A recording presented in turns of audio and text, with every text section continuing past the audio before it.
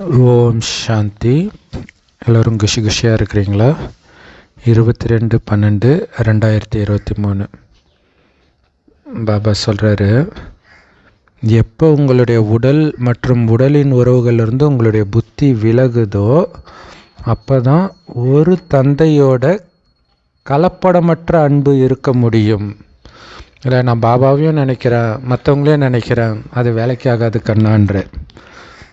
சிவன் சொத்து குல நாசன்றாங்க இல்லையா?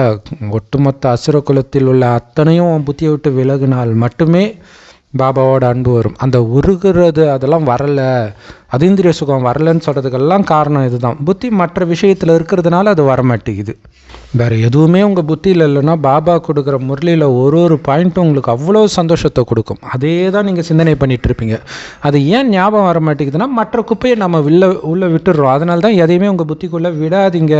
அப்போ தான் இந்த முரளி உங்களுக்கு சிந்தனை பண்ணுறதுக்கு வெளியிலே வரும் அப்படின்னு சொல்கிறார். குழந்தைங்களுக்கு ஒரு பந்தயம் இருக்குது, ஓட்டப்பந்தயம். ஸோ எதன் ஆதாரத்தில் அந்த ஓட்டப்பந்தயத்தில் நீங்கள் முன்னாடி வர முடியும் அப்படின்னு கேட்குறார். அதுக்கு பதில், உங்களுடைய பந்தயமே ஓட்டப்பந்தயம் என்னது? மதிப்போடு தேர்ச்சி பெறணும். இந்த பந்தயத்துடைய அடிப்படையே உங்களுடைய புத்தி யோகத்தை பொறுத்து தான். இங்கே ரேஸே புத்தி யோகத்தினால ஓடுறீங்க. எந்த அளவுக்கு உங்களுடைய புத்தி யோகம் பாபாவோடு இணைக்கப்பட்டு இருக்குதோ அந்த அளவுக்கு உங்களுடைய பாவங்கள் அழிக்கப்படுது. நீங்கள் மதிப்போடு தேர்ச்சி பெறுவதை நோக்கி நெருங்கிட்டு இருக்கிறீங்கன்னு அர்த்தம். ஸோ புத்தி பாபா கிட்ட என்ன ஆனாலும் பாபா விட்டு விடக்கூடாது. மார்கண்டேயன் இறக்கிறதுக்கு முன்னாடி சிவலிங்கத்தையே கட்டி பிடிச்சிட்டான்னு சொல்லுவாங்களே, அந்த மாதிரி பாபாவை நினைவுனால கெட்டியாக பிடிச்சிக்கணும். அப்போ தான் உங்களுக்கு 21 பிறவிக்கான நிரந்தர சுகம் அமைதி நிரம்பிய அசைக்க முடியாத ராஜ்யத்தை உங்களால் அடைய முடியும் இல்லையா? அங்கே வெறும் சந்தோஷமும் அமைதியும் மட்டும்தான் இருக்கும். உங்கள் அமைதியை கெடுக்கிற மாதிரி எதுவும் நடக்காது. இன்னொருத்த ராஜ்யத்தை அபகரிச்சிடுவானோ, திடீர்னு இறந்துடுவோமோ, இதெல்லாம் இருக்கவே இருக்காது. எல்லாருக்கும் பூர்ண ஆயுள் இருக்கும். எல்லாரும் தெய்வீக குணமுடையவர்களாக இருப்பாங்க இல்லையா? கலியுகத்தில் பாருங்கள், எவ்வளோ பிரச்சனை, எவ்வளோ நம்பிக்கை துரோகம், இது எதுவுமே அங்கே இருக்காது. ஸோ அந்த மாதிரி உலகத்தை அடையணும்னா இப்போ பாபாவை மட்டும் நினைவு பண்ணிக்கிட்டு இருக்கணும். வேறு எதுவுமே உங்கள் புத்தியில் வரக்கூடாது. அதுக்காகத்தான் பாபா உங்களுக்கு அட்வைஸ் பண்ணுறாரு, குழந்தைகளே தூக்கத்தை வென்றவராகுங்கள். பாபாவுடைய நினைவில் 1 மணி நேரம் 1/2 மணி நேரம் இருந்து இந்த பயிற்சியை அதிகப்படுத்திக்கிட்டே இருங்க. எந்த அளவுக்கு நினைவு பண்ணுறன்ற ரெக்கார்டு வைங்கன்றார். ஸோ பாபா தூக்கத்தை வென்றவர் ஆகுங்கள் அப்படிங்கிறது அமிர்த வேலையை ஏந்திரிக்கிறத பற்றி சொல்கிறாரே தவிர நைட்டெல்லாம் தூங்காதீங்க அப்படின்னு அர்த்தம் கிடையாது. ஏன்னா பாபா சொல்கிறார் 10 மணிக்கெலாம் தூங்கிடுங்க, ஏன்னா வாயுமண்டலம் நல்லா இருக்காது அப்படின்னு சொல்கிறார். ஸோ அப்புறம் ஏந்திரிச்சிட்டா மட்டும் போதாது, பாபா நினைவில் இருக்கணும், அது முக்கியம். ஸோ அதனால தான் 1 மணி நேரம் 1/2 மணி நேரம் அப்படியே கொஞ்சம் கொஞ்சமாக அதிகரிச்சுக்கிட்டே போங்க இந்த பயிற்சியை. ஸோ எந்த அளவுக்கு நினைவு பண்ணியிருக்கிறீங்க, எவ்வளோ நேரம் நினைவு பண்ணியிருக்கிறேன்றது சார்ட் வைங்க. அப்போ தான் உங்களுக்கு தெரியும் நீங்கள் உண்மையிலே எவ்வளோ நேரம் நினைக்கிறீங்கன்ட்டு. சும்மா நான் நினச்சிட்டு தானே இருக்கிறேன் அப்படின்னா அது வேலைக்கு ஆகாதுன்றார். பாடல், எங்களை விட்டு அவரையும் பிரிக்க முடியாது, எங்களுடைய இதயத்தை விட்டு அவருக்கு நாங்கள் வச்சிருக்கிற அன்பையும் பிரிக்க முடியாது அப்படின்னு பாடல். சூப்பர் பாடல் இல்லையா? ஓம் சாந்தி. கரெக்டு தானே? இதை யாரால் பிரிக்க முடியும்? யாராலையும் பிரிக்க முடியாது இல்லையா? மனசில் நாம் அவரை நினைக்கிறத யார் தடுக்க முடியும்? சொல்கிறாங்களே நிறைய தடை வருதுன்னு. என்ன பாபாவை நினைக்கிறதுக்கா தடை வருது? நினைவு பண்ணிட்டுருங்க, அதுதானே மெயினே இங்கே. ஸோ இது ஆக்சுவலாக ஹிந்தி பாடல் இல்லையா? அதில் அன்புக்கு உல்ஃபத்துன்னு ஒரு வார்த்தை வருது. அதுக்கு அன்புக்கு இன்னொரு பேர் உல்ஃபத் அப்படின்னு பாபா சொல்கிறார். பியாருன்னு வரும், அன்பு, அது எல்லாருக்கும் தெரியும். உல்ஃபத்துன்னு ஒரு பேர் இருக்குதுன்னு பாபா சொல்கிறார். குழந்தைங்களுடைய அன்பு இப்போ எல்லையற்ற தந்தையோடு பிணைக்கப்பட்டு இருக்குது. பிரம்மகுமாரிகளாகிய நீங்கள் எல்லோரும் அவரை தாதா அப்படின்னு கூப்பிட்றீங்க. ஸோ தாதா அப்படின்னா தாத்தா அப்படின்னு அர்த்தம். மூத்த சகோதரர்னும் அர்த்தம் இருக்குது. சரி,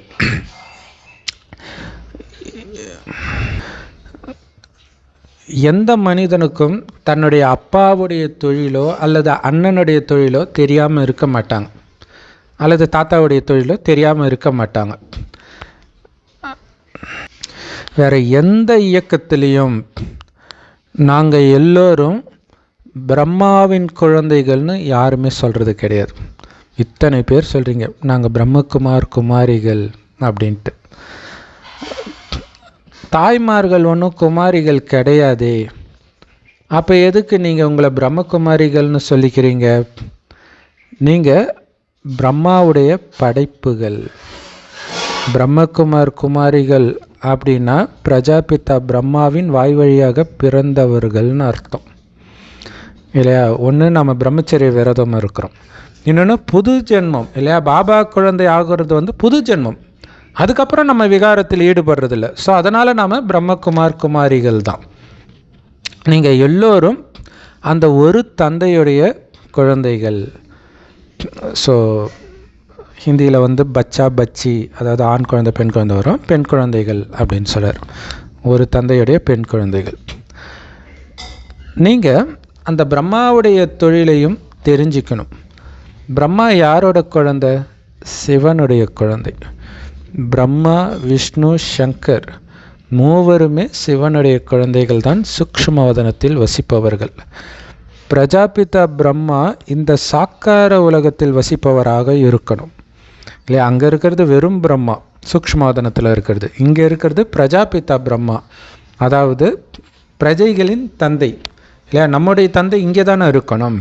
அங்கே சூக்ஷ்மவதனவாசியாக பாபா சூக்ஷ்ம உடல் கொண்டு 3 பேரை உருவாக்கி வச்சிருக்கிறார், அவ்வளோதான். நிறைய குழந்தைங்க சொல்கிறாங்க நாங்கள் பிரஜாபிதா பிரம்மாவுடைய வாய் வழி வம்சத்தினர் அப்படின்ட்டு. ஏன்னா இத்தனை குழந்தைகள் ஸ்தூலமாக ஒருத்தருக்கு பிறக்க முடியாது, அது சாத்தியம் கிடையாது. ஸோ இங்கே இருக்கிற பிரம்மகுமார் குமாரிகள் தாயின் கர்ப்பத்தின் மூலமாக பிரம்மாவுக்கு பிறந்தவர்கள் கிடையாது. பிரம்மாவுக்கு மனைவியே கிடையாது ஃபஸ்ட்டு. ஸோ மனிதர்களுக்கு இது கூட தெரியல பாருங்களா. எப்படி இத்தனை பேர் பிரம்மகுமார் குமாரியாக இருக்க முடியும்? எப்படி பிரம்மாவுக்கு இத்தனை குழந்தைங்க இருக்க முடியும்னு கேட்க மாட்டுறாங்க பாருங்கள். தாய்மார்களாகிய நீங்கள் கூட பிரம்மகுமாரிகள் தான் சொல்லிக்கிறீங்க. ஸோ பிரம்மாவுடைய குழந்தைகளாகிய நீங்களும் கண்டிப்பாக வாய் வழியாக படைக்கப்பட்டவர்களே. வாய் வழியாக படைக்கப்பட்டவர்னா என்ன? பிரம்மா வாய் வழியாக கொடுக்கிற சிவனுடைய ஞானத்தை கேட்டு பிறந்தவர்கள். இந்த பேசுகிறது கடவுள்னு தெரிஞ்சோடனே நீங்கள் கடவுளுடைய குழந்தை ஆயிட்டீங்க. நீங்கள் எல்லோரும் கடவுளுடைய குழந்தைகள். யார் கடவுள்? பரமபிதா பரமாத்மா, அந்த படைப்பவரைத்தான் கடவுள்னு சொல்கிறோம். என்னத்தை படைக்கிறாரு? சொர்க்கத்தை படைக்கிறார் இல்லை? இங்கே இருக்கிற எல்லாத்தையும் அவர் படைக்கலை இல்லை? நரகத்தில் வெறும் கஷ்டம் இருக்குது, அந்த கஷ்டத்துக்கு காரணமாக விகாரம் இருக்குது, இதையா கடவுள் படைக்கிறார்? ஸோ சுகம் நிறைந்த சொர்க்கத்தை தான் பாபா படைக்கிறார். அதனால் கண்டிப்பாக தன்னுடைய பேரன் பேத்திகளுக்கு சொர்க்கத்தின் ஆஸ்தியை கொடுப்பார். ஏன் பேரன் பேத்தின்றாரு? நமக்கு அப்பா யார்? பிரம்மா. பிரம்மாவுக்கு அப்பா சிவன். ஸோ அப்பாவுடைய அப்பா நமக்கு தாத்தா தானே, அப்போ நம்ம அவருக்கு பேரன் பேத்தி தானே. அதான் பாபா சொல்கிறார், பேரன் பேத்திகளுக்கு நான் சொர்க்கத்தின் ஆஸ்தியை கொடுக்குறேன் இல்லையா? அவர் படைக்கிறதா நமக்கு ஆஸ்தியாக கொடுக்குறார். ஆனால் அந்த சொர்க்கத்துக்கு போகிறதுக்கு நாம் தகுதியாகணும் இல்லையா? அப்படி தகுதிப்படுத்திக்கிறதுக்காக நமக்கு ராஜயோக ஞானத்தை அவர் போதிக்கிறார். ஆனால் உடல் இல்லாத அவர் எப்படி அதை போதிக்க முடியும்? அதனால் பிரம்மாவுடைய உடலை எடுக்கிறார். அதனால் சும்மா அவரை கடவுள்னு சொல்கிறது கிடையாது, ஞான கடவுள்னு ஞான கடல்னு சொல்கிறது கிடையாது. இந்த ஞானத்தை கொடுக்கறதுனால தான் அவர் ஞானக்கடல் கடவுள். சிவபாபா மீண்டும் பிரம்மாவின் வாய்வழி வம்சத்தினரான பிரம்மகுமார் குமாரிகளுக்கு, பிராமணர்களுக்கு இந்த ராஜயோகத்தை கற்பிக்கிறார். ஏன்னா மீண்டும் அவர் சொர்க்கத்தை ஸ்தாபனை செய்கிறார். ஏன்னா அவர் ஸ்தாபனை செஞ்ச சொர்க்கம் என்னாச்சு? துக்கம் கொடுக்குற நரகமாக மாறிடுச்சு 5000 வருஷத்தின் இறுதியில். ஸோ இதை அழிச்சிட்டு மீண்டும் சொர்க்கமாக மாறப்போகுது. அதுக்கு நம்மளை மீண்டும் தயார்படுத்துறதுக்காக வந்திருக்கிறார். அப்படி இல்லைன்னா எங்கேருந்து இத்தனை பிரம்மகுமார் குமாரிகள் வந்தாங்க? ஆனால் இதை கேட்கறதுக்கு கூட யாருக்கும் தைரியம் இல்லைன்றது ஆச்சரியமாக இருக்குதுன்றார் பாபா. எத்தனை சென்டர்கள் இருக்குது. ஸோ அப்போ மற்றவங்களாம் கேட்கணும்ல, நீங்கள் யார் தாங்க நீங்கள்? இல்லை இப்போ ஈஷா யோகான்னா அது ஜக்கி வாசுதேவ் நடத்துகிறாரு தெரியுது. இது மாதிரி மனவளக்கலைன்னா அது வேதாத்ரி மகரிஷி இது தெரியுது. இதை ஏன் யாரும் கேட்க மாட்டுறாங்க? பிரம்மகுமாரிகள்ன்றாங்க. இந்த ஞானத்தை யார் கொடுக்குறா? கேட்க மாட்டுறாங்களே. நீங்கள் யாருன்னு கேட்க மாட்டுறாங்களே. உங்களுடைய அறிமுகத்தை சொல்லுங்கன்னு கேட்க மாட்டுறாங்களே. ஏன்னா நீங்கள் தெளிவாக குமாரிகள்னு போடுறீங்க. அப்போ நீங்கள் தெளிவாக பிரம்மாவுடைய மகன் மற்றும் மகள்கள்னு தெரியுது தானே. அப்போ கேட்கணும்ல, யாருங்க அந்த பிரம்மா? அது மட்டும் இல்லை, பிரம்மாவுடைய குழந்தைங்கன்னா பிரம்மாவுடைய அப்பா சிவனன், நீங்கள் சிவனுடைய பேரன் பேத்திகள் தெளிவாக தெரியுதே. இப்போ நீங்கள் புரிய வைங்க. நாம் அவருடைய குழந்தையாகி இருக்கிறோம், சிவனுடைய குழந்தையாகி இருக்கிறோம், அவரை நேசிக்கிறோம். சிவபாபாவும் என்ன சொல்கிறாரு?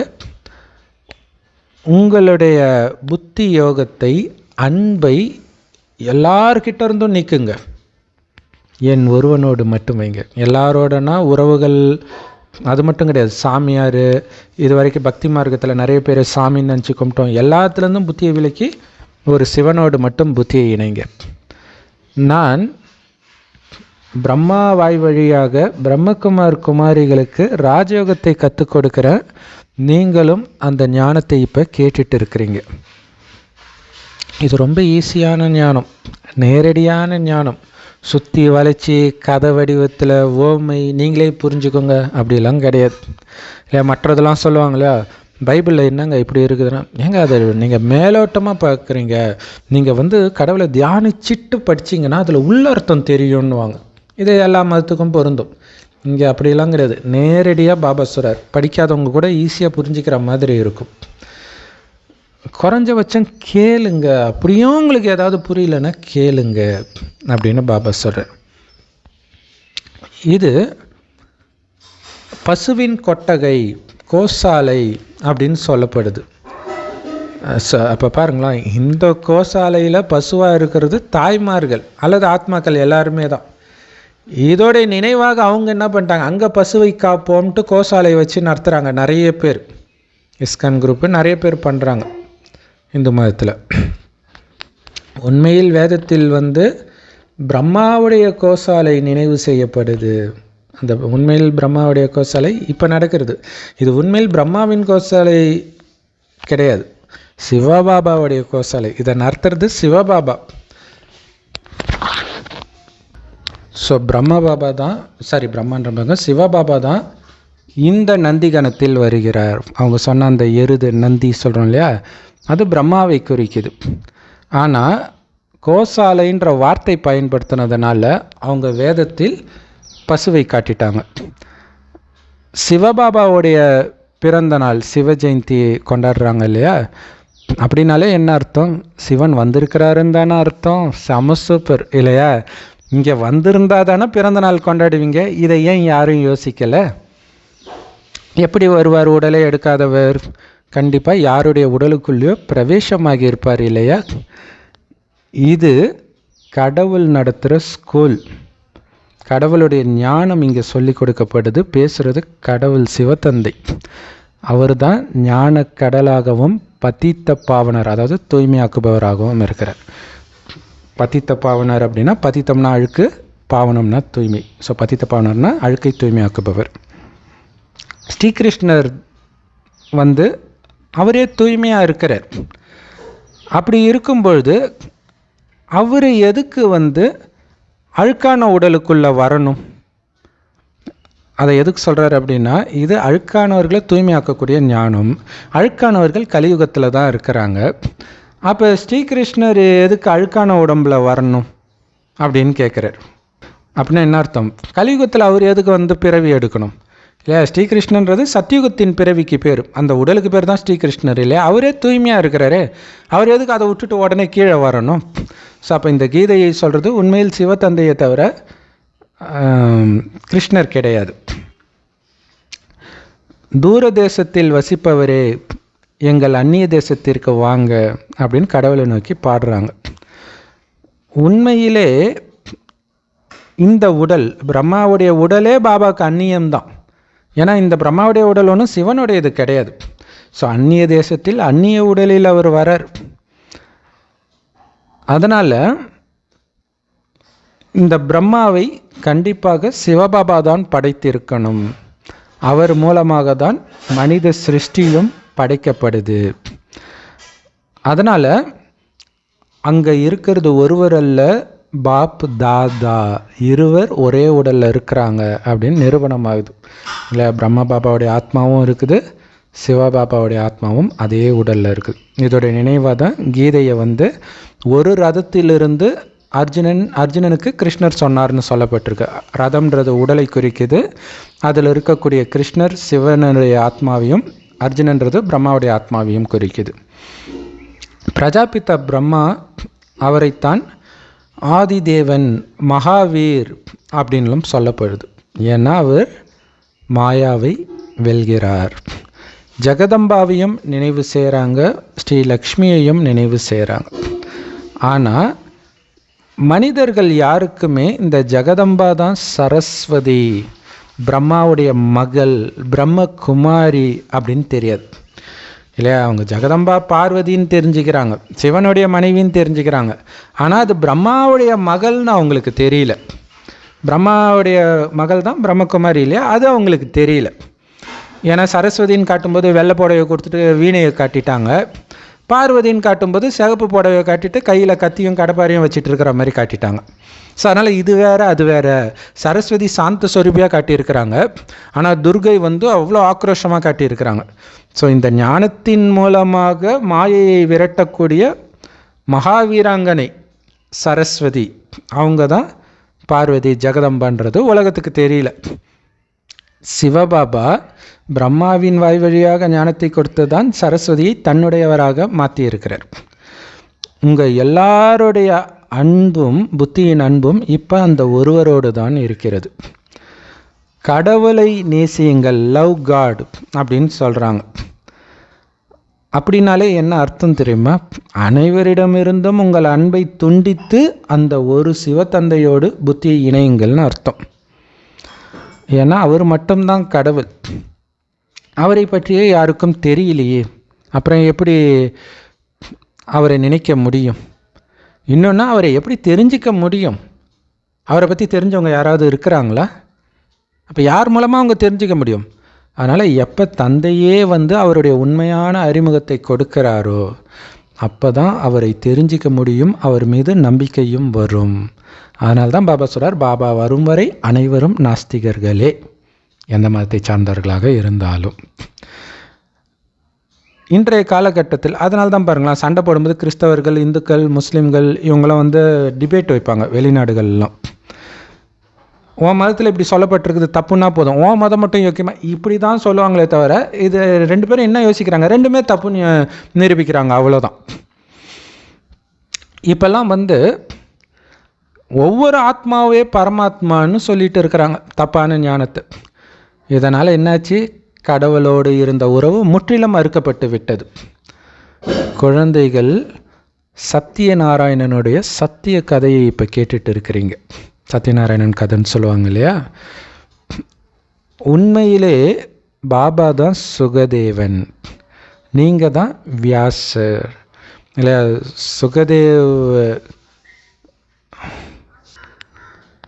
சிவபாபா தான் உண்மையான சுகதேவ், நீங்கள் எல்லோரும் வியாசருன்றார். வியாசருன்ற பேர் கீதையில் சொல்லப்பட்டிருக்குது. அவர் சாதாரண மனிதன், ஆனால் நீங்கள் தான் உண்மையான வியாசர்கள் அப்படின்னு பாபா சொல்கிறார். நீங்கள் உருவாக்கி இருக்கிற கீதை அழிக்கப்பட்டுடும், அதாவது பாபா ஞானத்தையே சொல்கிறார் இல்லையா, அழிஞ்சிடும் கலியுகத்தோட. கலியுகம் அழியும் போது இந்த ஞானமும் மறைஞ்சிடும். இப்போ தான் உண்மையான கீதையும் இருக்குது, பொய்யான கீதையும் இருக்குது. ஆனால் சத்யுகத்தில் பொய்யின் எந்த பேர் அடையாளமும் இருக்காது. அதனால தான் எந்த வேதமும் அங்கே இருக்காது. இதில் பாபா ஏன் நம்மளை வியாசர்னும் பாபாவை சுகதேவனும் சொல்கிறார் அப்படின்ற ஒரு விஷயம் இருக்குது. ஏன்னா வேதத்தில் பார்த்திங்கன்னா வியாசருடைய மகன்தான் சுகதேவ். ஸோ அந்த கதை தெரியும் இல்லையா? சிவன் பார்வதிக்கு கதை சொல்லும் பொழுது அதை ஒரு கிளி கேட்டுரும். முட்டைக்குள்ளேயே கேட்டுரும். அதுக்கப்புறம் அந்த கிளி பொறிஞ்சு வந்துடும். கிளியை பார்த்தோன்னே சிவன் அதை கொல்ல போவார். அந்த கிளி போய் ஒரு அதான் வியாசருடைய முனிவருடைய வயிற்றுக்குள்ளே போயிடும் வாய் வழியாக. அதுதான் குழந்தையாக பிறக்கும். அதுவும் இன்னும் 16-18 வருஷம் கழிச்சு பிறக்கும். ஏன் அவ்வளோ நாள் பிறக்க மாட்டேங்குது அப்படின்னா, சிவனுடைய ஞானத்தை கேட்டுடுச்சு இல்லையா, அதனால் வெளியில் வந்து நான் கெட்டு போக விரும்பலைன்ட்டு இருக்கும். ஸோ இப்படி வரும் அந்த கதை. அதுக்கப்புறம் பார்த்திங்கன்னா இந்த சுகதேவ் தான் ஞானத்தை வந்து ஸோ இப்போ பாண்டவர்கள் அர்ஜுனனுடைய பேரன், அதாவது அர்ஜுனனுடைய மகன் அபிமன்யுடைய பையன் வந்து பரீட்சித், அவர் தான் ஆட்சி செய்வார். ஒரு டைமுக்கு அப்புறம் அந்த குணம் கெட்டு போகுதுன்னு காட்டுறதுக்காக என்ன பண்ணுவாங்கன்னா, ஒரு டைமில் வந்து அவர் காட்டு வழியாக வரும்போது ரொம்ப தாகமாக இருக்கும். அப்போ ஒரு முனிவர் இருப்பார். அந்த முனிவர்கிட்ட தண்ணி கேட்பார். ஆனால் அவர் தவத்தில் இருக்கிறனால அவர் கண்ணு திறக்கலன்னு இவருக்கு கோபம் வந்து என்ன பண்ணுவார், ஒரு பாம்பு பிடிச்சி அவர் கழுத்தில் போட்டு போயிடுவார். ஸோ அதுக்கப்புறம் முனிவருடைய பையன் வந்து பார்த்துட்டு சாபமிடுவான். இந்த மாதிரி அவன் வந்து முனிவர் சாபம் விடுவாரா அவங்க பையன் சாபம் விடுவாரா தெரில, ஒரு 7 நாளில் நீ செத்து போயிடுவ அப்படின்னு சாபம் விட்டுருவார். உடனே அவனுக்கு பயம் வந்துடும் பரீட்சத்துக்கு. அப்போ என்ன பண்ணுவோன்னா, 7 நாளில் செத்துடுவேன்னு தெரிஞ்சிடும். அப்போ இந்த 7 நாளுக்குள்ளே நான் ஜீவன் முக்தி அடையணும், எனக்கு அந்த மாதிரி யாராவது ஞானத்தை கொடுங்க அப்படின்னு கேட்கும்போது தான் கடைசியில் சுகதேவர் போய் அவருக்கு ஞானத்தை கொடுப்பார். அதாவது நாம் இப்போ மரணத்தின் பிடியில் இருக்கிறோன்றார் பாபா இல்லையா, மரணம் வாயை திறந்துட்டு இருக்கு உங்கள் முன்னாடின்றார், உலக அழிவு உலக போர் உங்கள் எதிர நின்றுட்டு இருக்குதுன்றார். அப்போ கன்ஃபார்ம் இந்த நேரத்தில் பாபா நமக்கு ஜீவன் முக்திக்கான ஞானத்தை கொடுக்கறதுனால பாபா சுகதேவ் அப்படின்னு சொல்கிறார். இந்த ஞானம் தான் நமக்கு பிற்காலத்தில் துவாபர யுகத்தில் வேதங்களை எழுதுவதற்கு வெளிப்படுது. இந்த ஞானம் அப்படியே தப்பாக வெளிப்படும் போது மகாபாரதம் ராமாயணம் இந்த மாதிரி கண்ணுக்காது மூக்கெல்லாம் வச்சு எழுதிடுறோம். ஆனால் சாரம் பார்த்திங்கன்னா இதே தான் வரும். ஸோ இதுதான் பெரிய விஷயம். இப்போ பாபா கொடுத்த ஞானம் தான் அங்கே வெளிப்படுது. ஆனால் நிறைய பேருக்கு கேட்கும்போது என்ன தெரியும், இது ராமாயணம் மகாபாரதம் பைபிள் குரான் எல்லாத்தையும் ஒன்றா சேர்த்து யாரோ ஒன்று புதுசாக உருவாக்குறாங்கன்னு தோணி இருக்கும் இந்த ஞானத்தை ஆரம்பத்தில் புதுசாக கேட்க வர்றவங்களுக்கு. ஆனால் இதிலிருந்து வெளிப்பட்டது தான் எல்லாமே. ஸோ அப்படி வேதங்களை உருவாக்கக்கூடிய வியாசர்கள் நீங்கள் தான் அப்படின்னு பாபா சொல்கிறார். அதனால தான் நான் சுகதேவன், நீங்கள் வியாசர். சுகதேவன்றது சுகத்தை கொடுக்கிறார் இந்த ஞானத்தின் மூலமாக பாபா நம்ம எல்லோருக்கும். ஸோ பாபா சொல்கிறாரு, இப்போ நீங்கள் என்கிட்ட இருந்து ஆஸ்தி அடையிறீங்க. யார்கிட்ட இருந்து? சிவபாபா தாத்தா கிட்ட இருந்து அடையிறோம். ஏன்னா இது தாத்தா சொத்து, பிரம்மா பாபாவுடைய சொத்து கிடையாது. சொர்க்கம் சிவபாபா கொடுக்குறார், பிரம்மாவுக்கும் சரி நமக்கும் சரி. அதனால் சொர்க்கத்தை படைப்பவர் சிவபாபா தானே தவிர பிரம்ம பாபா கிடையாது. பிரம்மா மனித சிருஷ்டியை படைப்பவர். பிராமண குலம் அதுவும் அவர் படைப்புன்னு சொல்ல முடியாது, அவர் மூலமாக சிவபாபா படைக்கிறார். ஆனால் மகிமையை பிரம்மாவுக்கு போட்டாங்க, அவ்வளோதான். பிராமண குலம் பிரம்மாவின் வாய் வழியாக படைக்கப்பட்டது. ஸோ அந்த வாய்க்கு மகிமை, அந்த வாயை கொடுத்தவருக்கு மகிமை ஆயிடுச்சு, வேறு ஒன்றும் கிடையாது. ஆனால் அந்த ஞானத்தை கொடுத்தது சிவபாபா. நாம் ஆக்சுவலாக பாருங்களா, அந்த சிவலிங்கமே அது தானே, மேலே தான் சிவபாபா இல்லையா, கீழே இருக்கிறது பிரம்மாவுடைய வாய், பிரம்மாவின் கமல வாயின்னு பாபா சொல்கிறார் இல்லையா. நீங்கள் பார்த்தீங்கன்னா அந்த கோமுகின்னு சொல்லுவாங்க, அந்த அபிஷேகம் பண்ணால் தண்ணி வர்றது, கீழே பார்த்தீங்கன்னா தாமரை ஷேப் இருக்கும், அதுதான் கமல வாய் அப்படின்னு சொல்லப்பட்டிருக்கு. நீங்கள் சிவனுடைய பேரக்குழந்தைகள், பேரன் பேத்திகள், அதாவது கடவுளுடைய சம்பிரதாயத்தை சார்ந்தவர்கள், கடவுளின் குலம் ஈஸ்வரிய குலத்தை சார்ந்தவர்கள். அவர் நம்மை அவருடையவராக ஆக்கிட்டார். அதனால் நீங்கள் குருவின் பேரக்குழந்தைகளாகவும் இருக்கிறீங்க. நீங்கள் சத்குருவுடைய பேரன் பேத்திகளாக இருக்கிறீங்க. இதில் பார்த்தீங்கன்னா துரோணாச்சாரியருடைய மகன் வந்து அஸ்வத்தாமன், அவன்தான் வந்து அவனுக்கு மரணமே கிடையாதுன்னு சாபம் விட்டதாக வரும் மகாபாரதத்தில் கதை. ஸோ இந்த கதையுடைய தொடர்ச்சியாக தான் அது வரும். அதில் நெகட்டிவாக காட்டியிருப்பாங்க. ஆனால் உண்மை என்னென்னா மரணமற்றவன், அதாவது என்ன அர்த்தம்னா நம்ம தான் அமரர்களாக மாறும் சொர்க்கத்தில். இப்போ பார்த்தீங்கன்னா அந்த துரோணாச்சாரியர் வந்து பாண்டவர்களுக்கும் குரு, கௌரவர்களுக்கும் குரு, அவருடைய மகனுக்கும் தான் ஞானம் கொடுப்பார், அஸ்வத்தாமனுக்கும். அப்போ அஸ்வத்தாமனுக்கு துரோணாச்சாரியர் குருவாகவும் இருக்கிறார், அப்பாவாகவும் இருக்கிறார். அதை தான் பாபா சொல்கிறார், உங்களுக்கு பாபா அப்பாவாகவும் இருக்கிறார், குருவாகவும் இருக்கிறார், தாத்தாவாகவும் இருக்கிறார். ஸோ அதனால் அந்த குருவுடைய பேர குழந்தைங்க நீங்கள், சத்குருவுடைய பேரன் பேத்திகள் நீங்கள். மற்றபடி சந்நியாச மார்க்கத்தில் பார்த்திங்கன்னா பேரன்கள் மட்டும்தான் இருக்கிறாங்க. ஏன்னா அங்கே ஆண்கள் மட்டும்தான் இருக்கிறாங்க, பெண்கள் போகிறதில்ல சந்நியாசத்தில். ஆனால் ஒரே ஒரு சிவபாபா தான் சத்குரு. அவர்கிட்ட நேரடியாக ஞானம் கேட்குறது நீங்கள் மட்டும்தான். அவர் இல்லாமல் வெறும் அஞ்ஞான இருள் தான் இருக்கிறது. உங்களுடைய பேரே பாருங்கள் எவ்வளோ அற்புதமாக இருக்குது, பிரம்மகுமார் குமாரிகள் அப்படின்னு. இதை கேட்கும்போதே ஒரு மாதிரி இது என்ன வித்தியாசமாக இருக்குதுன்னு அப்படின்னு தோணும் எல்லாருக்குமே இல்லையா. மற்றதெல்லாம் என்னதான் கவர்ச்சிகரமாக வாழும் கலை, ஈஷா யோகா, மனவளக்கலை அப்படிலாம் வச்சா கூட பிரம்மகுமார் குமாரிகள் கிட்ட நாங்கள் தியானம் கற்றுனா அது என்ன பிரம்மகுமார் குமாரிகள் ஒரு செகண்ட் நம்ம மைண்ட் வந்து இது ஏதோ வித்தியாசமாக இருக்குதேன்னு யோசிக்கும். அதான் பாபா சார் எவ்வளோ அற்புதமான பேர் இது. பாபா எவ்வளோ புரிய வைக்கிறார், இருந்தாலும் சில குழந்தைங்க புரிஞ்சிக்க மாட்டுறாங்க. பாபா சொல்கிறார், எல்லையற்ற தந்தையாகிய என்னை தெரிஞ்சுக்கிறதன் மூலம் நீங்கள் எல்லாத்தையும் தெரிஞ்சுக்குவீங்க.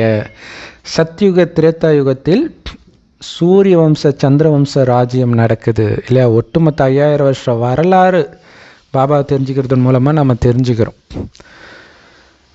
பிறகு துவாபர யுகத்தில் ராவண ராஜ்யம் ஸ்டார்ட் ஆகுது, பிரம்மாவின் இரவும் ஸ்டார்ட் ஆயிடுச்சு, அதாவது துக்கம் ஸ்டார்ட் ஆயிடுச்சு. நீங்கள் தான் நடைமுறையில் பிரம்மகுமார் குமாரிகளாக இருக்கிறீங்க. மற்றபடி வேதத்தில் இருக்கும் நாரதர் பிரம்மாவுடைய மகன் இருக்கும், நிறைய பேர் பார்த்திங்கன்னா பிரம்மாவுடைய மகள்னே இருக்கும், வேதவதி பிரம்மாவுடைய மகள்னு இருக்கும், நிறையா இருக்கும். ஆனால் நடைமுறையில் நீங்கள் தான் பிரம்மகுமார் குமாரிகளாக இருக்கிறீங்க. தங்க யுகத்தைத்தான் சொர்க்கம்னு சொல்லுவோம். அங்கே தான் நெய்யாரும் பாலாரும் ஓடக்கூடிய அந்த சொர்க்கம், அதுதான் சத்யுகம், சொர்க்கம். இதே பாரத பூமி தான்.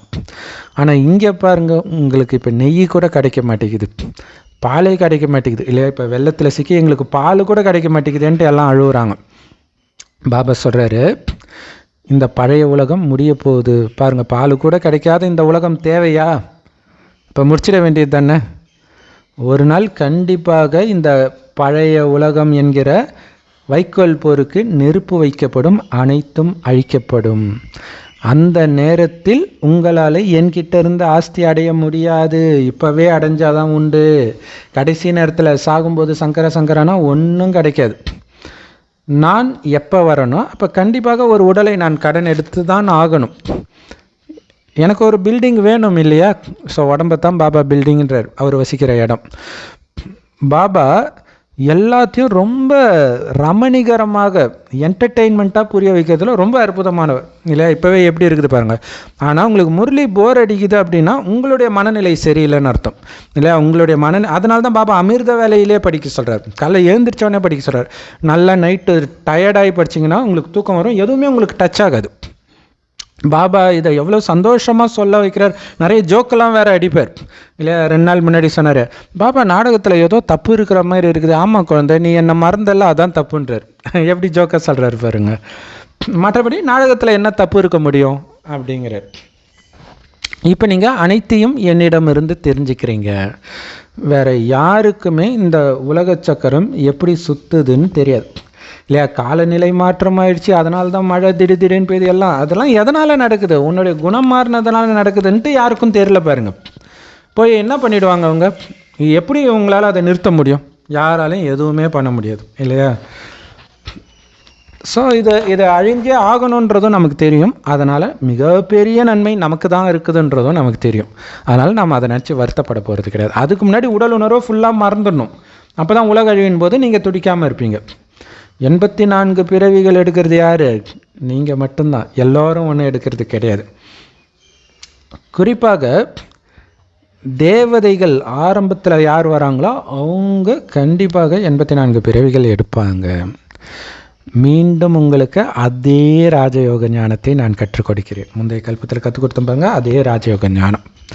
மீண்டும் பாரதத்தை நரகத்திலிருந்து சொர்க்கமாக்க நான் வந்து இருக்கிறேன். உண்மையில் சாத்தானின் பிடியிலிருந்து இந்த பாரதத்தை அல்லது முழு உலகத்தை நான் இப்போ விடுவிக்கிறேன்.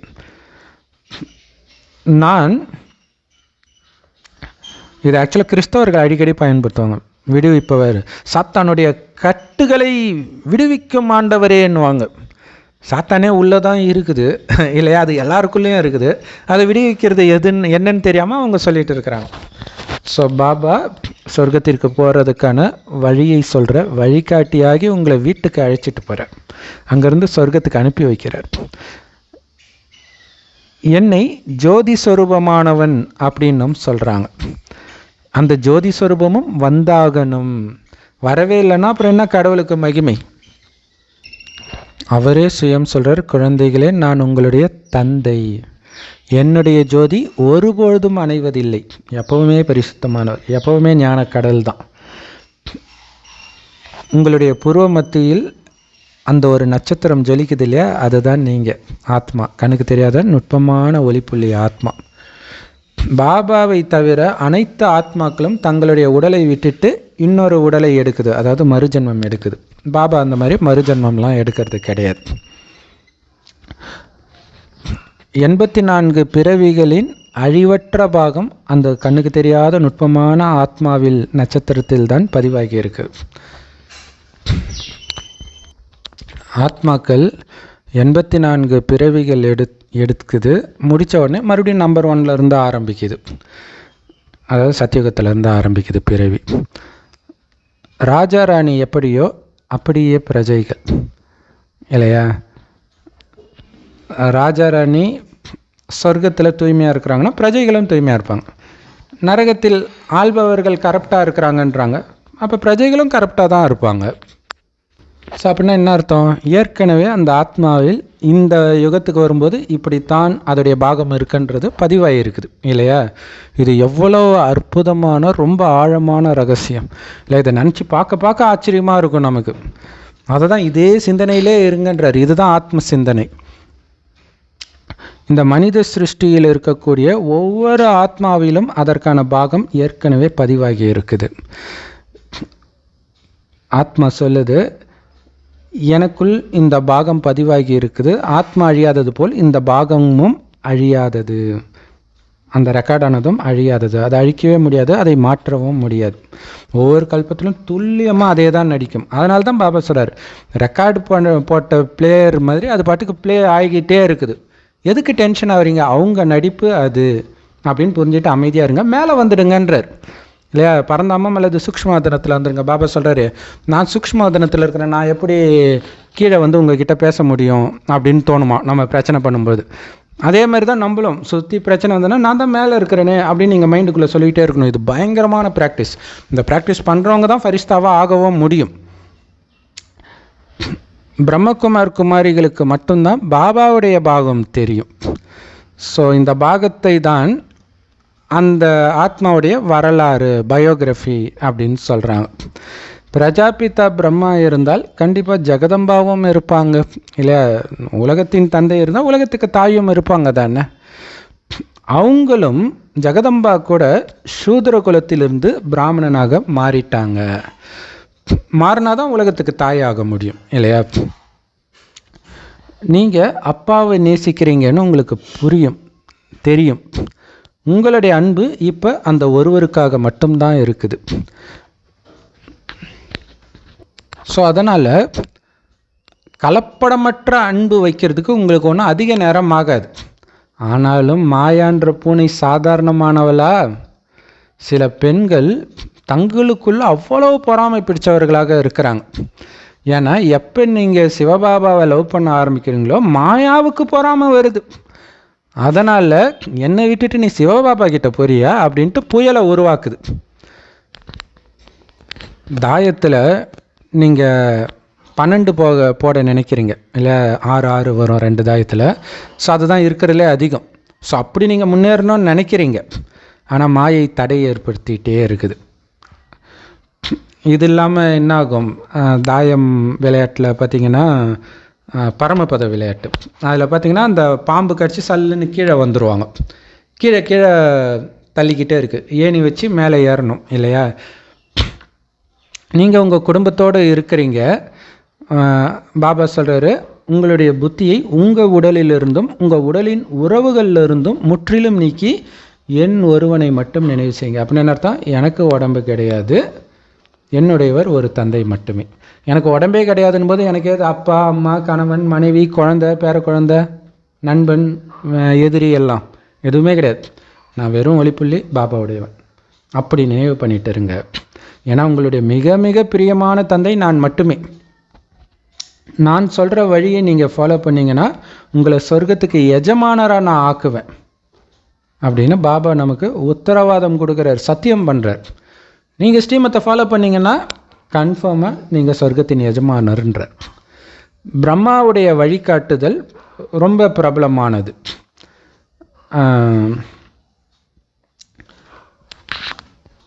ஸோ பிரம்மா என்ன வழியை ஃபாலோ பண்ணுறாரோ அதே தான் குழந்தைங்களும் ஃபாலோ பண்ணுவாங்க இல்லையா? ஸோ அதே வழியைத்தான் எல்லோருக்கும் நாமளும் சொல்லிட்டு இருக்கிறோம். பாபா தான் நமக்கு புது உலகத்தின் செய்தியெல்லாம் சொல்லிட்டு இருக்கார், அந்த ரகசியத்தெல்லாம் சொல்கிறார். நீங்கள் உங்களுடைய குழந்தையை பார்த்துக்கலாம், ஆனால் புத்தி பாபா கிட்ட இருக்கணும் இல்லையா? அந்த குழந்தைகிட்ட போயிடக்கூடாது. ஏன்னா குழந்தை பயங்கரமான மாயை அப்படியே பிடிச்சி இழுத்துடும் இல்லையா? அதுவும் அந்த சின்ன சின்ன குழந்தையெல்லாம், அந்த கை குழந்தைலாம் பார்த்தா அது சிரித்ததுலேயே நம்ம புத்தி மயங்கி போயிடும். பாபா கிட்ட இருக்கணும், ரொம்ப முக்கியமானது. மற்றபடி இது சுடுகாடுன்னு நினச்சிக்கோங்க. கலியுகம் சுடுகாடு. நீங்கள் தேவதைகளின் உலகத்துக்கு போகிறீங்க. ரொம்ப ரொம்ப சிம்பிள் இது இல்லையா? தேவதையின் உலகத்துக்கு போகும்போது ஏன் சுடுகாட்டில் பார்த்துட்டு இருக்கிறீங்க? சுடுகாட்டில் குழந்தையாக இருந்தாலும் சுடுகாட்டில் என்ன இருக்கும்? செத்து தானே இருக்கும். அப்போ குழந்தை செத்தாலும் போனோம் தானே, அதை ஏன் பார்த்துட்டு இருக்கிறீங்கன்றார் பாபா. சொல்கிறார், உங்களுடைய புத்தி யோகத்தை எந்த சாக்கார மனிதர்கள் கிட்ட மட்டும் இல்லை, சாக்கார தேவதைகள் கிட்டையோ சூக்ஷ்ம தேவதைகள் கிட்டையோ கூட இணைக்காதீங்க. சாக்கார உடலும் சூக்ஷ்ம உடலும் இல்லாத சிவத்தந்தையோட மட்டும் இணையுங்கள் இல்லையா? இது வரைக்கும் இந்து தெய்வங்கள், லக்ஷ்மி நாராயணன் இதெல்லாம் கும்பிட்டுட்டு இருந்தோம்ல, அது கூட புத்தியை இணைக்காதீங்கன்ற. பாபாவோட மட்டும்தான் புத்தி இணைக்கணும். நான் ஆத்மா, நாராயணன் ஆகிறது லட்சியம். பாபா நமக்கு இதை இடைத்தரகராக சொல்கிறார். ஏன் இடைத்தரகர்னு பாபா சொல்கிறாரு? தரகர், கல்யாண தரகர் என்ன பண்ணுவார்? பொண்ணையும் மாப்பிளையும் சேர்த்து வைப்பார். சொர்க்கத்தில் உள்ள மகாலட்சுமியை கல்யாணம் பண்ணுறது நம்மளுடைய லட்சியம். சொர்க்கத்தில் உள்ள ஸ்ரீ நாராயணனை கல்யாணம் பண்ணுறது நம்மளுடைய லட்சியம். அதுக்கு இடைத்தரகராக பாபாவே இதை சொல்கிறார். இன்னொரு விஷயம், பாபாவை நாம் இப்போ திருமணம் பண்ணுறோம். அப்போ பையன் இப்படி இருப்பான், இவ்வளோ சம்பாதிப்பான், இவ்வளோ திறமைசாலி, இவ்வளோ நல்லவன்ட்டு இடைத்தரகர் சொல்லுவார். ஆனால் பாபா பற்றி யாருக்குமே தெரியாது. அதனால் அவரே இடைத்தரகராகி அவரை பற்றி சொல்லி அவரோடு நம்மை இணைக்கிறார். ஆத்மாக்கள் வெகு காலமாக பரமாத்மாவிலிருந்து விலகி இருக்குது அப்படின்னு சொல்கிறாங்க இல்லையா? ஸோ அப்போ ஆத்மாக்களுக்கு தெரியாது கடவுளை பற்றி. அதனால் கடவுள் தான் இதை புரிய வைக்கிறார். உண்மையிலே தேவதை ஆத்மாக்கள் தான் பாபா கிட்ட இருந்து வெகு காலமாக விலகி இருந்தது. கலியுகத்து ஆத்மாக்கள் கிடையாது, மற்ற தர்மத்தின் ஆத்மாக்கள் கிடையாது. நம்ம தான் 5000 வருஷம் முன்னாடியே வந்துட்டோம். கிறிஸ்தவர்கள் 2000 வருஷம் முன்னாடி தான் கடவுள்கிட்ட இருந்து வந்திருக்கிறாங்க. ஸோ தேவதை ஆத்மாக்கள் தான் முதல்ல இங்கே பாகத்தை நடிக்கிறாங்க. எப்போ நீங்கள் இடைத்தரகராக சத்குருவை அடைகிறீங்களோ அப்போ அழகான சந்திப்பு ஏற்படுது. அப்போ பாருங்களேன், அதை நாம் நினைக்க மாட்டோம். அது எவ்வளோ அழகான சந்திப்பு இல்லையா? ஒரு முதல்வரை சந்திச்சிட்டோம், ஒரு நடிகரை சந்திச்சிட்டோம், அப்படியே ஆஹா ஓஹோன்னுவாங்க. இங்கே கடவுளை சந்திக்கணுமா, அது எவ்வளோ அழகான சந்திப்புன்னு நீங்கள் உணர மாட்டீங்கன்றார் இல்லையா? முரளி படிக்கும்போது பாபா நான் எனக்கு எழுதின லவ் லெட்டர், அதை படிக்கும்போது உங்களுக்கு எவ்வளோ சந்தோஷம் இருக்கும். இடைத்தரகராக அவர் சொல்கிறாரு, நிரந்தரமாக என் ஒருவனை மட்டும் நினைவு செய், அப்போ தான் நீ என்னை கல்யாணம் பண்ண முடியும். இங்கே இருக்கிற ஆண்கள் என்ன பண்ணுவாங்க? நீ குண்டாக இருக்கிறம்மா, ஒல்லியாக, அப்போ தான் நான் நல்லா இருக்கும் அப்படிலாம் சொல்லுவாங்க.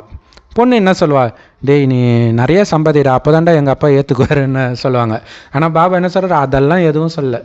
என் நினைவில் இருந்தாலே நீ எனக்கு ஈக்குவலாக ஆகிடுவ, என்னுடைய மனைவியாவை.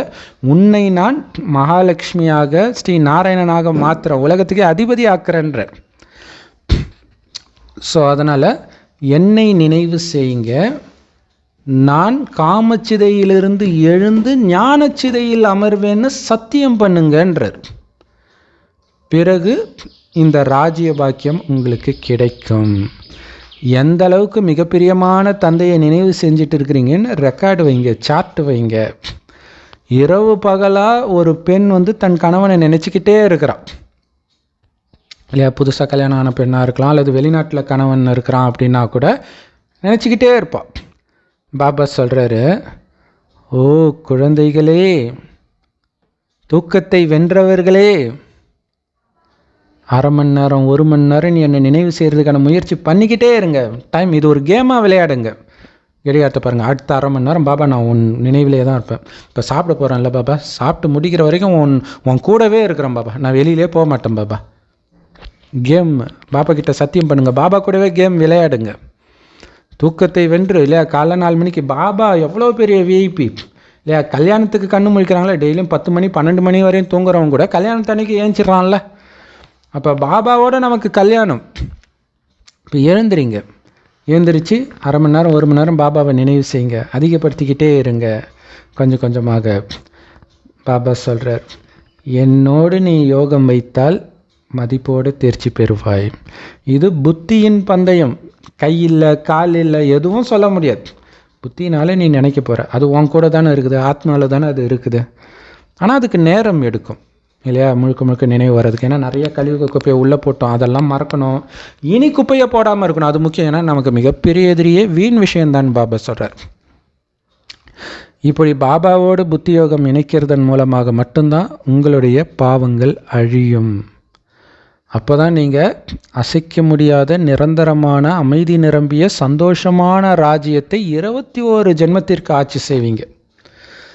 எப்போ ஆத்மாவில் எந்த அழுக்கும் இருக்கக்கூடாது. இவ்வளோ பரிசுத்தமாக ஆயிட்டிங்கன்னா பரிசுத்தமான உலகத்தின் ராஜாவாக்குறேன். அங்கே அமைதி எப்பவுமே இருக்கும். அமைதி ஊர்வலம் போக வேண்டிய அவசியம் கிடையாது. அவ்வளோ ஆனந்தம் இருக்கும். ஆனந்தத்துக்காக எவ்வளோ செலவு பண்ணிகிட்ருக்குறாங்க, இந்த அவசியம் கிடையாது. இது புதுசாக கிடையாது, அது உங்கள் ராஜ்யம். முந்தைய கல்பத்தில் நீங்கள் ஆட்சி செஞ்சது. ஏன்னா நிறைய பேர் சொல்கிறாங்க, எனக்கு சொர்க்கத்திலலாம் இன்ட்ரெஸ்ட் இல்லைப்பா, எனக்கு அந்த ராஜாராணி பதவியெலாம் இன்ட்ரெஸ்ட் இல்லைப்பா, எனக்கு நகை இதிலெல்லாம் இன்ட்ரெஸ்ட் இல்லைப்பா அப்படின்றாங்க. சரி, உங்கள் வீடு இருக்குல்ல, சொந்த வீடு, திடீர்னு யாரோ அந்த வீட்டை அபகரிச்சுட்டு உங்களை துரத்துறாங்கன்னு வச்சுக்கோங்க. இல்லை, இது பக்கத்தில் இருக்கிறவங்க இது என் பிளாட் போனால் எப்படி இருக்கும்? போலீஸ் உங்களை துரத்துது, நிறையா அந்த மாதிரி நியூஸ் எல்லாம் வேறு பார்க்குறோம்ல. கம்முன்னு விட்டுருவீங்களா, எனக்கு அதெல்லாம் ஆசை இல்லைன்ட்டு? ஏன் உங்களுக்கு அப்போ மட்டும் டென்ஷன் ஆகுறீங்க? ஏன்னா அது உங்களுது. அதை தான் பாபா சொல்கிறார், சொர்க்கம் உங்களுதாக இருந்துச்சு. மாயா கொஞ்சம் கொஞ்சமாக விகார சுவை காட்டி புத்தியை மயக்கி பாவம் செய்ய வச்சு அனைத்தையும் அபகரிச்சிட்டான். ஸோ அவனை அழித்து மீண்டும் அடைய வைக்கிறார். அதை புரிஞ்சுக்கணும். அதுக்கு தான் பாபா சொல்கிறார், முந்தைய கல்பத்தில் நீ ஆண்ட. ஏன் நடந்ததை நடக்கும்னு சொல்கிறாருன்னா இதுக்காக தான் சொல்கிறார். இந்த போதை வரணுன்றதுக்காக சொல்கிறார். இப்போ நீங்கள் அந்த ராஜ்ய பாக்கியத்தை மீண்டும் அடையுங்கள். ஒவ்வொரு கல்பத்திலும் சொர்க்கத்தை நாமத்தான் உருவாக்குறோன்றார். உருவாக்கி நாமே ஆட்சி செய்கிறோம். பாருங்கள், பாபா தான் பண்ணுறார். ஆனால் அதையும் நமக்கே கொடுத்துட்டார். பாருங்கள், நீங்கள் தான் சொர்க்கத்தை ஒவ்வொரு கல்பத்திலும் உருவாக்கி ஆட்சி செய்கிறீங்க. ஸோ உருவாக்குறதுக்காக தான் இந்த ஞானத்தை நாம் மற்றவர்களுக்கும் சொல்கிறோம். ஆனால் பாருங்களா, இதை பண்ண வேண்டியது நாம், இதை மற்ற மதத்தினர் பண்ணுறாங்க. அந்தந்த மதத்தை வளர்க்குறாங்க, நோட்டீஸ்லாம் கொடுத்து. அப்படி சொர்க்கத்தை ஆட்சி செஞ்ச நம்மளை மீண்டும் மாயா என்ன பண்ணிடுறா, கொஞ்சம் கொஞ்சமாக புத்தியை மயக்கி புத்திக்கு பூட்டை போட்டு நரகவாசியாக மாற்றிட்டான். இப்போ நாம் ராமருடைய சம்பிரதாயத்தினராக ஆகியிருக்கிறோம். அந்த ராமராகிய சிவனை மட்டுமே நம்ம லவ் பண்ணுறோம். பாபா தன்னுடைய அறிமுகத்தை நமக்கு இப்போ கொடுத்துருக்கிறார். பாபா தான் சொர்க்கத்தின் படைப்பாளர். அவருடைய குழந்தைகள் தானே நாம். யோசிச்சு பாருங்கள், பாபா சூப்பராக, இது பயங்கரமான விஷயம். இது பல தடவை பாபா சொல்லியிருக்காரு. அதோடைய ஆழம் இப்போ தான் புரியுது. ஏன்னா பாபா அடிக்கடி கேட்பார் தெரியுமா, சொர்க்கத்தை படைக்கிறாரு உங்கள் அப்பானா நீங்கள் எதுக்கு நரகத்தில் இருக்கிறீங்கன்றார். இதோடைய அர்த்தம் இதுதான் இல்லையா? உங்கள் அப்பா சொத்தை விட்டுட்டு நீங்கள் வந்துடுவீங்களா? எவ்வளோ கோர்ட்டுக்கு இது எங்கள் அப்பா சொத்து, 4 தலைமுறை தள்ளியும் போகிறாங்க, இது எங்கள் தாத்தா சொத்து, எங்களுக்கு பங்கு கொடுன்ட்டு பாபா சொல்கிறார். சொர்க்கத்தை படைப்பவன் உன்னோட சொந்த அப்பானா எதுக்கு நீ நரகத்தில் வந்திருக்கிற? சொர்க்கத்துக்கு போகணுன்னு உனக்கு தோணலையான்னு கேட்குற. ஏன் நரகத்தில் இருக்கிறீங்க? கண்டிப்பாக ஏதோ ஒரு டைமில் அந்த சொர்க்கத்தில் இருந்தோம், ஆட்சி செஞ்சோம். இன்றைக்கி சொல்கிறாங்களே, அது எனக்கு இது எங்கள் தாத்தா சொத்து அது இதுன்ட்டு. ஆனால் உண்மையில் இந்த ஆத்மா வேறு எங்கோ இருந்து வந்திருக்கு இல்லையா? அது அவங்களுக்கு தெரியாது, ஆனால் நமக்கு தெரியும். இப்போ எந்த உடலில் இருந்தாலும் எந்த மதத்தில் இருந்தாலும் நம்முடைய சொத்து அந்த சொர்க்கம். அது என்னுடையதாக இருந்தது. அதை கடவுள் படைத்தார். என்னோட அப்பா படைத்தார். பிரம்மகுமார் குமாரிகள் தான் அனைவருக்கும் தங்கள் வாழ்க்கையே இப்போ தானமாக கொடுக்குறாங்க.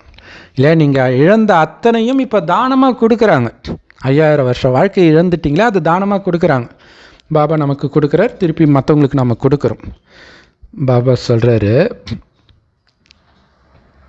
மரணம் சொர்க்கத்தில் சொல்கிறார் சட்டத்துக்கு புறம்பாக வராது, வந்து உங்களுடைய வாழ்க்கையை திடீர்னு அபகரிக்காது. இங்கே நடக்குதுல்ல, திடீர்னு இறந்துட்டாங்கன்ட்டு அழுகுறாங்கல்ல, அங்கே திடீர் மரணம் இருக்காது, அகால மரணம் இருக்காது. அது சாத்தியமே கிடையாதுன்றது எவ்வளோ சூப்பரான விஷயம் இல்லையா? அங்கே அழுறதுனா என்னன்னே தெரியாது யாருக்குன்ற. குழந்தையே அங்கே அழாது, சிரிச்சிட்டு தான் இருக்கும். நீங்கள் கிருஷ்ணர் ஜென்மம் எடுக்கிறத பார்த்தீங்க இல்லைன்றார் காட்சியாக பாருங்க. அப்போ அதை ஏன் காட்டுறாரு? குழந்தை பிறக்கும் போதே அங்கே சிரிச்சிட்டு பிறக்குதுன்றதுக்காக காட்டுறாரு, அழலை. ஸோ அந்த நேரம் சுற்றி ஒளியாக இருந்தது அப்படின்னு பாபா சொல்கிறார். ஸோ இது பாபா எந்த அர்த்தத்தில் சொல்கிறார் அப்படின்னு தெரியல இல்லையா? குழந்தை பிறந்தவுடன் ஒளி வந்ததா அல்லது ஒளி இருந்த இடத்தில் அந்த குழந்தை பிறக்குதா அப்படின்னு தெரியல. அவர்தான் சத்யுகத்தின் முதல் இளவரசர். ஸ்ரீகிருஷ்ணர் தான் நம்பர் 1 சதோ பிரதான ஆத்மா. பிறகு அவரும் சதோ ரஜோ தமோ நிலையை கடந்து செல்ல வேண்டி இருக்குது. எப்போ அவர் எடுக்கிற உடல் தமோ பிரதானமாக ஆகுதோ, முற்றிலும் அழிவு நிலையை அவருடைய ஆத்மா அடையுதோ, சரி அவருடைய ஆத்மாவை சொல்லலை பாபா, உடலை சொல்கிறார். அழிவு நிலையை அடையும் பொழுது அந்த உடலை விட்டுட்டு இன்னொரு உடலை எடுக்குது ஆத்மா. இன்னொரு விஷயம் என்னென்னா, முற்றிலும் அழிவு நிலையை ஆத்மா அடையிறது இப்போ தான், கலியுகத்தில் தான். இல்லை, அவ்வளோ மோசமாயிடுச்சு உடம்பு. ஸோ இப்போ தான் நல்ல உடலை எடுக்க போகிறோம். அதற்கான பயிற்சி தான் இங்கே நடக்குது. இங்கே உண்மையிலே என்ன பயிற்சி தெரியுமா? இந்த உடலை விட்டு அந்த உடலை எடுக்கணும். உண்மையிலே கூடு விட்டு கூடு பாயிற கலை இங்கே தான் பாபா கற்றுக் கொடுக்குறார். அதுதான் நமக்கு பாபா கொடுக்குற ப்ராக்டிஸே. ஆனந்தமாக இல்லையா? ஒரு உடலை விட்டு இன்னொரு உடலை எடுக்கிறவன் அழுதுட்டா எடுப்பான். ஆனால் இங்கே இருக்கிற எல்லா உடலும் மோசமான உடல் தான், அதையே ஜாலியாக எடுக்கிறான். நாம் துக்கம்னா என்னன்னே தெரியாத உலகத்தில், நோயினா என்னன்னே தெரியாத உடலில் போய் பிறக்கிறோன்னா, அளவற்ற செல்வம் இருக்க போது சுற்றி எல்லாமே ஆனந்தத்தை கொடுக்கக்கூடிய உலகம்னா எவ்வளோ ஆனந்தமாக இந்த உடலை விடணுன்றார். அதுக்காக தான் பாபா சொல்கிறார், அடிக்கடி சத்தியுகத்திலும் பரந்தாமத்துக்கும் வந்துட்டு போங்க, தானாகவே கலியுகத்தில் இருக்கிற அந்த புத்தி போயிடும்ன்றார். பாபா நான் வந்துட்டேன் பாபா, உங்ககிட்ட வந்துக்கிட்டே இருக்கிறேன் பாபா.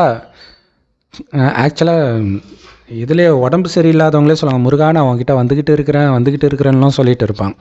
அவங்க துக்கம் தாங்காமல் சொல்கிறாங்க. பட் சுகம் நிரம்பிய உலகத்துக்கு வந்துட்டு இருக்கிறேன்றது நமக்கு இருக்கணும். சுகத்தினால போகணும், இங்கே இருக்கிற துக்கத்துக்கு பயந்துட்டு போகிறது கிடையாது. அதை புரிஞ்சுக்கணும். ஏன்னா இங்கே கணக்கு முடிச்சுட்டு தான் போகிறோம். பாபா தோ வந்துட்டு இருக்கிறேன், பிறகு பரந்தாமத்தில் நான் சொர்க்கத்துக்கு போவேன், அங்கே போய் புத்தம் புதிய உடலை எடுப்பேன். இப்போ நான் பாபா கிட்ட போகணும். நல்லது. திடீர் மரணத்திலிருந்து உங்களை பாதுகாத்துக்கணும் அப்படின்னா எல்லோருக்கும் வாழ்க்கை தானத்தை கொடுங்கள். இந்த ஞானத்தை கொடுக்கறதன் மூலமாக தான் அவர்கள் இழந்த 5000 ஜென்மத்து வாழ்க்கையை 5000 வருஷத்து வாழ்க்கையை நாம் தானமாக கொடுக்குறோம். ராவண சம்பிரதாயத்தை சார்ந்தவர்களை ராம சம்பிரதாயத்தினராக மாற்றுங்கள். இந்த ஞானத்தை கொடுத்து உங்களுடைய இதயத்தின் அன்பு அந்த ஒரு தந்தைக்கு மட்டும் சொந்தமாக இருக்கட்டும். உங்களுடைய புத்தி யோகத்தை கலியுகத்தின் எந்த விஷயம் அல்லது நபர்களின் பக்கம் அலைய விடாதீங்க. தூக்கத்தை வென்று உங்களுடைய பாபாவின் நினைவை அதிகப்படுத்திக்கிட்டே இருங்கள். செம்ம பவர்ஃபுல்லான வரதானம் பாபா சொல்கிறார். முதலே செம்ம பவர்ஃபுல்லாக இருந்துச்சு. அனைத்து பிராப்திகளிலும் நிரம்பியவராகி உள்ளே நையா அப்படின்னு பாபா கிட்ட ஒவ்வொரு ஸ்ரீமத்தை ஃபாலோ பண்ணுறதன் மூலம் சொல்வதன் மூலமாக பாபா உங்களோடு இருப்பதை அனுபவம் செய்யுங்கள். இதுக்கான விளக்கம் பாபா சொல்கிறாரு, என்னென்ன விஷயம்லாம் பாபா இப்படி சொல்லியிருக்காரு, நான் இதை ஃபாலோ பண்ணணும் அப்படின்னு நீங்கள் பண்ணுறீங்களோ அந்த நேரமெல்லாம் பாபா நான் அந்த நேரம்லாம் நீங்கள் வந்து பாபா கிட்ட சொல்கிறீங்க, பாபா நீங்கள் இதை சொல்லியிருக்கிறீங்களா, நான் பண்ணிடுறேன் பாபா, எஸ் மை லாட் அப்படின்னு பாபாவோடைய ஸ்ரீமத்தை ஒன்றும் ஃபாலோ பண்ணுறதுக்கு நீங்கள் சொல்லும் பொழுதெல்லாம் பாபா உங்கள் முன்னாடி இருக்கிறாருன்னு புரிஞ்சுக்கோங்கன்றார். நீங்கள் ஃபாலோ பண்ணுறீங்க, பாபா இது சொல்லியிருக்கா, நான் பண்ணிடுறேன் பாபா, அமிர்தாவில் ஏஞ்சிடுறேன் பாபா, சாப்பாடு ஊட்டிடுறேன் பாபா, இப்படி ஒரு விஷயமும் கோபப்படக்கூடாதுன்னு சொல்லியிருக்கிறல்ல பாபா, அவங்க கோபப்படுறாங்க, நான் அமைதியாக இருக்கிறேன் பாபா, அப்போ நான் அவன் கூட இருக்கிறேன்றார் பாபா. பாபாவுடைய ஸ்ரீமத்து ஞாபகம் வரும்போது பாபாவுக்கு ரொம்ப பிடிக்கும்ல இல்லை, அந்த மாதிரி குழந்தைய பார்க்குறது தான் அவருக்கு ரொம்ப பிடிக்கும், அவன் கூட இருக்கிறேன்றார். எப்போ பாபா உங்கள் கூட இருக்கிறாரோ அப்போ எதுவுமே உங்களுக்கு குறைய அனுபவமாகாது, நிரந்தரமாக அனைத்தும் நிரம்பிய அனுபவம் உங்களுக்கு ஆகுன்றார். அனைத்து பிராப்திகளை நிரம்பின மாதிரி உங்களுக்கு அனுபவம் ஆகுன்றார். ஸோ அந்த மாதிரி அனைத்தையும் கொடுக்கிற வள்ளல், பாக்கியத்தை கொடுக்கிற வள்ளலை அடைந்த அந்த பாக்கியத்தின் நட்சத்திரம் உங்களுடைய புருவ மத்தியில் ஜொலிச்சிட்டு இருக்குன்றார் இல்லையா. அந்த சந்தோஷம் தெரியும் முகத்தில் இல்லையா. பாபா இது சொல்கிற அப்படின்னு என்ன அர்த்தம், பாபா கூடயே பேசிக்கிட்டே இருப்பீங்க. பாபா நீ இது சொல்லியிருக்கிறல்ல, இது அப்படி நீங்கள் பேசிக்கிட்டே இருக்கிறதே ஒரு ஸ்ரீமத்து தான் இல்லையா. பேசிக்கிட்டு இருக்கும்போதே பாபா என்னென்ன ஒரு விஷயத்துக்கும் சொல்லியிருப்பாருன்னு உங்களுக்கு தெரியும். ஸோ அதை ஃபாலோ பண்ணுவீங்க. அந்த நேரம்லாம் பாபா நான் உங்கள் கூட இருக்கிறேன்றார். எவ்வளோ சூப்பரான வரதானப்பாங்க. அதாவது சகஜ யோகத்துக்கு ஒரு அற்புதமான யுக்தி பாபா கொடுக்குறார். ஸ்லோகன் பாபா சொல்கிறாரு. அதேமாரி பாபா சொல்கிறாரு, என்ன ஆனாலும் உயிரே போனாலும் சந்தோஷத்தை விடக்கூடாதுன்றார். அப்படின்னு பாபா சொன்னதுனால நான் சந்தோஷமாக இருக்கிறேன். ரைட்டு பாபா, என்ன ஆனாலும் நான் சந்தோஷம் பாபா, அம்மா சேர்த்தாலும் அல்வா சாப்பிடுவேன் பாபான்னு நீங்கள் சொல்லி பாருங்கள், நான் அவன் கூட இருக்கிறேன்றார். யார் பாபாவுடைய ஆஸ்திக்கு அதிகாரியாக இருக்கிறாங்களோ, பாபாவுடைய ஆஸ்தி வந்து சொர்க்கம் மட்டும் கிடையாது, இப்போ கொடுக்கக்கூடிய ஞானம், சக்தி, குணங்கள் எல்லாமே தான், அன்பு, அமைதி எல்லாமே. இதுக்கெல்லாம் யார் அதிகாரியாக இருக்கிறாங்களோ அவங்க மாயைகிட்ட அடிமையாக இருக்க முடியாதுன்ற. எவ்வளோ சூப்பர் பாருங்கள்.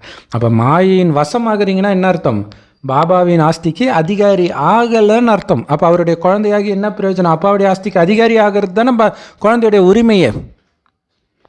செம்ம powerful Murali. Love you Bap Dada. Thank you Bap Dada. குஷியாக இருங்க, குளிர்ச்சியாக இருங்க.